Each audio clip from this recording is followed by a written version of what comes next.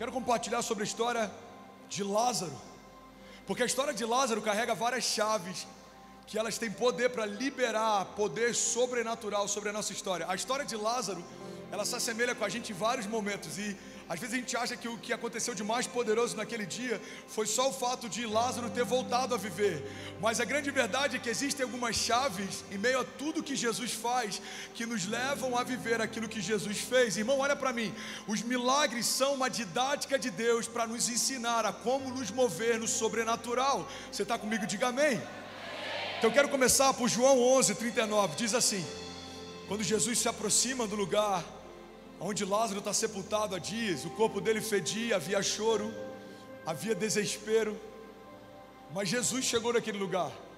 E a primeira coisa que me chama a atenção é que muitas vezes a gente olha para o cenário ao nosso redor e a gente acha que o cenário ao nosso redor define o nosso destino, mas não importa se existe grito e choro, não importa se existe morte e desespero, porque se o autor da vida entrou em um lugar, tudo pode acontecer. Alguém está comigo? Pelo amor de Deus, diga: eu creio que quando Jesus chega no lugar, coisas acontecem.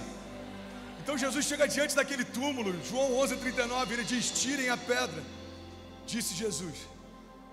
Então disse Marta, irmã do morto: Senhor, ele já cheira mal, pois já faz 4 dias. Então disse-lhe Jesus: eu não lhe falei que se você cresce, veria a glória de Deus? Irmão, olha para mim, em nome de Jesus. A primeira chave que a gente aprende na história da ressurreição de Lázaro é que mesmo Deus sendo Deus, passeando na eternidade e sabendo de todas as coisas, tem momentos de crise que a gente quer dizer para Deus o que Ele deveria fazer e quando Ele deveria chegar. Marta está diante do autor da vida. João diz que sem Ele, nada do que foi feito se fez. A Bíblia diz que através dele foram criadas todas as coisas, e sem ele nada do que foi feito se fez. Então Marta está diante do autor da vida, Marta está diante da própria vida, dizendo para ele que horas ele deveria chegar. Irmão, olha para mim, a primeira chave que eu quero liberar sobre você é que para viver milagres com Deus, a gente tem que deixar Deus ser Deus. Fala para quem está do seu lado: deixa Deus ser Deus, irmão. Marta vira para Jesus e fala: Senhor, se você tivesse chegado antes, o meu irmão não tinha morrido. Marta pega Jesus e joga ele no passado. Quantas vezes a gente não faz isso com Deus? Senhor, se você tivesse feito, se você tivesse aberto essa porta, se você tivesse feito essa conexão, se você tivesse me socorrido naquele momento. Irmão, a primeira coisa que Marta faz é jogar Jesus no passado. Aí Jesus fala: não, Marta, você não está entendendo, seu irmão vai voltar a viver. Aí agora a Marta era um fenômeno do tempo, porque agora ela pega Jesus que estava no passado e joga Jesus no futuro. Ela fala: não, eu sei, Senhor, naquele grande dia, quando você ressuscitar os mortos, naquele grande dia o meu irmão vai ser ressuscitado. Jesus está falando: não, Marta, você não está entendendo. Para de me jogar no passado, para de me lançar no futuro. Marta, eu estou te dizendo que ainda hoje o seu irmão vai voltar a viver. Recebe isso no teu espírito. Levanta suas mãos em nome de Jesus e declara com autoridade. Diga: eu creio que ainda hoje milagres vão acontecer. Diga: eu creio que ainda hoje sonhos vão ressuscitar. Diga: eu creio que ainda hoje cadeias, muralhas, gigantes vão cair por terra. Você crê nisso? Você pode celebrar Jesus no seu lugar. Aleluia. Primeira chave, irmão: deixa Deus ser Deus. Ele não depende de circunstâncias para ser Deus. Ele nasceu no ventre virgem, foi anunciado por um homem que foi gerado no ventre estéril, cresceu numa cidade pequena, se moveu num lugar que não tinha nada demais, entrou numa cidade montando um jumentinho, nasceu num lugar emprestado, foi sepultado num lugar emprestado. O que Jesus nos ensina em todo momento é que para reinar em glória, você não depende de geografia, nem de hereditariedade. Ele nasceu numa linhagem simples, mas ele carregava a própria vida de Deus dentro dele. Pastor, eu preciso romper, mas os dias são maus. Sempre foram. Mas a glória de Deus está sobre toda a terra, sempre esteve.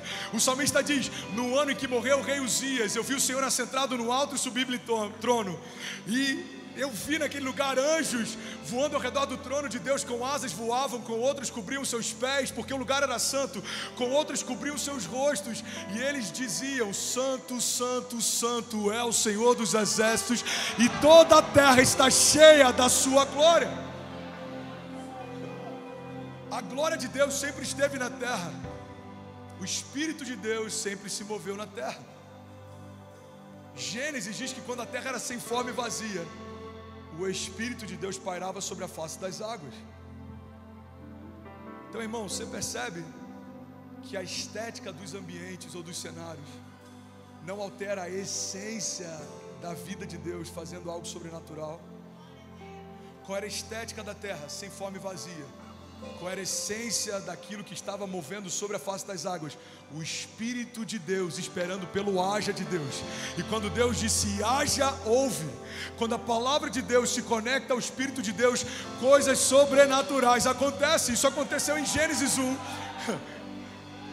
Isso também aconteceu no batismo de Jesus. Jesus está no Jordão, esperando para que se cumprisse uma palavra que Deus havia liberado sobre ele. João Batista fala: Senhor, eu não sou digno sequer de desatar a sandália dos seus pés, quem dirá de te batizar? E qual é a resposta de Jesus? João, é necessário para que se cumpra o que foi dito. Então, quando ele mergulha nas águas, a Bíblia diz que o Espírito repousa sobre ele.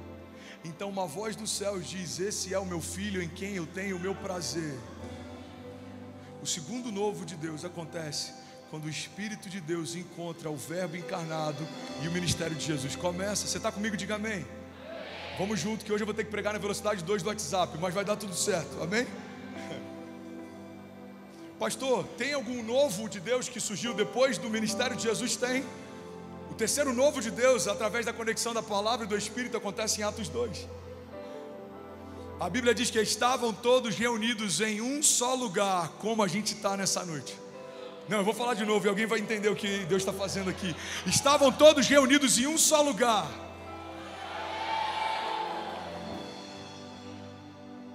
Eles estavam aguardando o cumprimento de uma promessa.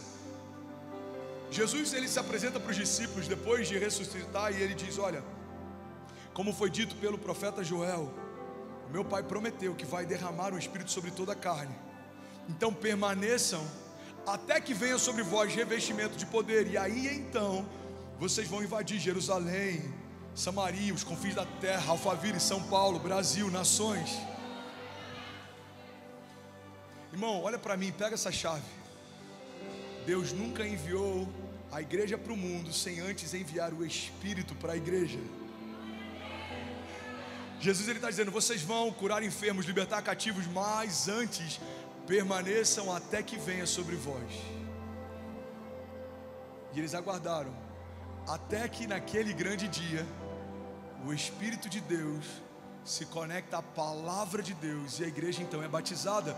Pastor, tem muita diferença da igreja revestida pelo poder e a igreja que não é revestida pelo poder? Tem. É só você olhar para a vida de Pedro. Pedro, sem o revestimento de poder, nega Jesus e foge com medo. Pedro, revestido de poder, anda nas ruas e a sombra dele cura enfermidades. Pedro, revestido de poder, abre a sua boca e milhares se convertem. Irmão, a verdade é que tem muita gente que caminha perto de Deus, mas só consegue exalar a Deus quem foi revestido de Deus.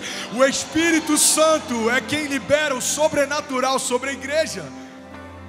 Jesus disse: eu vou voltar para o Pai, porque se eu não fosse para o Pai, o Espírito não viria sobre vós. Segunda chave que eu quero liberar sobre você. Você está comigo? Diga amém. Todo milagre que você vai viver depende de um revestimento da parte de Deus. Todo sobrenatural que você vai viver, você vai entrar em lugares e pessoas vão perceber que você carrega algo diferente. Você vai liberar a sua boca e você vai perceber o sobrenatural movendo, quebrando cadeias, abrindo portas, liberando favor, te colocando em lugares que você não poderia estar. vivendo coisas que você não poderia viver. Por quê? Porque o Espírito foi derramado sobre você e coisas sobrenaturais acontecem com quem se move de forma sobrenatural. Você está comigo? Diga amém. E aí, tudo bem? Você acabou agora de assistir um vídeo. Se você ainda não está inscrito, já se inscreve também no nosso canal, ativa esse sininho aqui embaixo de notificação e toda vez que eu fizer uma live ou estiver transmitindo uma mensagem ao vivo, você vai ser um dos primeiros a saber. Mas eu deixei mais 2 indicações aqui que eu espero que façam muito sentido para você. Então já aproveita e clica para assistir a próxima mensagem, beleza? Seja bem-vindo ao time de incendiários e eu espero de verdade que essas mensagens mudem a sua vida como elas têm mudado a minha também. Até a próxima. Valeu!